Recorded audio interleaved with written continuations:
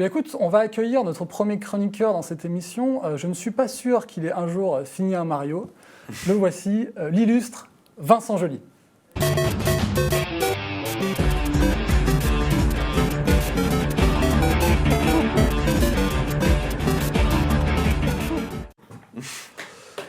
On accueille Vincent Joly. Comment ça va, Vincent ? Très bien, Sylvain, et Vincent Joly qui a déjà terminé un Mario. Voilà, je suis ravi de l'apprendre, Vincent. Je vois que ça te met de très bonnes Non, mais quand même, je tiens à le dire. Bonjour Corentin, bonjour Sylvain. Bonjour Vincent. Et bonjour à notre public sur Internet, que j'espère très nombreux pour cette première émission. D'ailleurs, débuter une chronique le lendemain du dernier JT de Claire Chazal, c'est beaucoup de pression.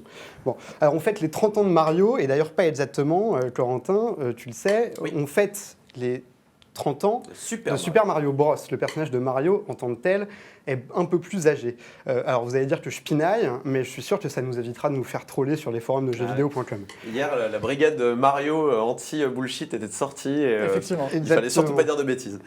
De toute façon, je ne vais pas vous parler de Mario, voilà, parce que j'ai carte blanche, et parce que Mario n'est pas le seul anniversaire que Nintendo va célébrer. Sylvain, Pokémon va aussi célébrer ses 20 ans en février prochain, c'est une autre franchise de Nintendo. Alors, il y a 20 ans que les enfants du monde entier ont dû faire ce choix cornélien dont ils se souviendraient toute leur vie. Salamèche, Carapuce ou Bulbizarre. Mais enfin bon, de toute façon, qui a déjà pris Bulbizarre ? Exactement. Tu as pris Bulbizarre ? Non, j'ai pris Carapuce comme tout le monde. Voilà. Carapuce également. Moi, j'avais pris Salamèche parce que j'avais du goût. Et pour l'occasion, la Pokémon Company a annoncé la semaine dernière Pokémon Go. Alors Pokémon Go, qu'est-ce que c'est ? Eh ben, nos amis de la régie, Jean-Charles, vont vous passer un petit extrait de la bande-annonce.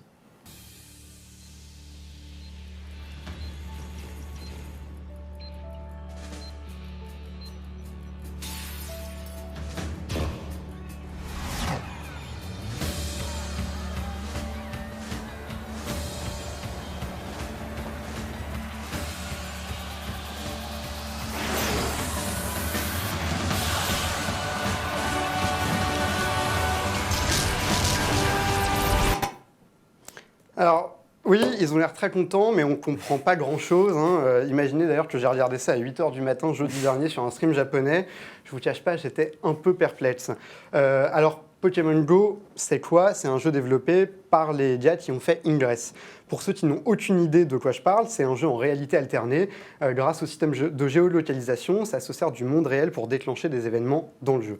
Alors ça se joue avec un smartphone, Android ou iPhone. Alors ça a l'air obscur comme ça, mais c'est très simple. Exemple, Sylvain, t'es en route pour le journal, tu sors à Richelieu-Drouot un matin, et là, bim, ton téléphone t'alerte qu'un Pokémon est à 2 pâtés de maison, donc tu fais un petit détour, tu te pointes à l'endroit indiqué, le Pokémon apparaît sur ton portable et tu peux le capturer. Et le Pokémon change en fonction de où tu te trouves. Donc dans le 16e, tu as un Lipoutou, et dans le 20e, tu te coltines des trucs un peu nuls, du genre un Chenipan. Ouais. D'ailleurs, ce serait marrant qu'ils jouent le jeu jusqu'au bout, Nintendo, et qu'ils plantent les Pokémon vraiment cool, genre Mewtwo et Dracolos, dans un coin un peu chaud, du genre les banlieues de Marseille. Enfin, bon. Ça se mérite. Un Mewtwo, ça se mérite. Un Mewtwo, ça se mérite. Bon, dit comme ça a l'air formidable, mais moi, ça m'embête un peu, en fait. Soyons honnêtes, Pokémon, c'est pas vraiment le truc le plus socialement acceptable. C'est rarement le truc qu'on précise dans un dîner en ville, je suis dresseur de Pokémon. Vaut mieux faire du squash ou même du curling. Vous méprenez pas, surtout, j'adore les jeux Pokémon, j'y ai presque tous joué. Mais juste, moi, ce qui m'embête, c'est pourquoi faire un jeu en réalité alternée. Quand je joue, moi, je veux être peinard chez moi en pantoufles, pas dehors en train de crapahuter à Montmartre pour choper un ratata, quoi. Enfin, à ce rythme-là, le prochain Mario sera aussi en réalité alternée, et alors quoi, on se retrouvera tous en salopette dans les égouts, ça n'a pas de sens. Si j'avais 8 ans, pour être très honnête, je serais comme un fou devant cette bande-annonce. Mais et encore, parce qu'à 8 ans, tu vas pas souvent te balader seul dans la rue. De 1, c'est dangereux, de 2, t'as école, et puis de 3, est-ce que t'as forcément un smartphone à cet âge-là ? Bon, et quand t'es adulte, c'est un peu pareil. Tu fais comment ? Tu poses un RTT pour aller chasser, parce que capturer Dracofeu, c'est limite comme justificatif d'absence. Je force un peu le trait, mais je me demande quand même à qui ça s'adresse vraiment, Pokémon Go. Et humblement, je pense pas que c'est ce que les fans de Pokémon, les fans de RPG ou les fans de jeux vidéo tout court attendaient le plus. En tout cas, moi, quand je joue, c'est justement pour m'échapper de la réalité et pas le contraire.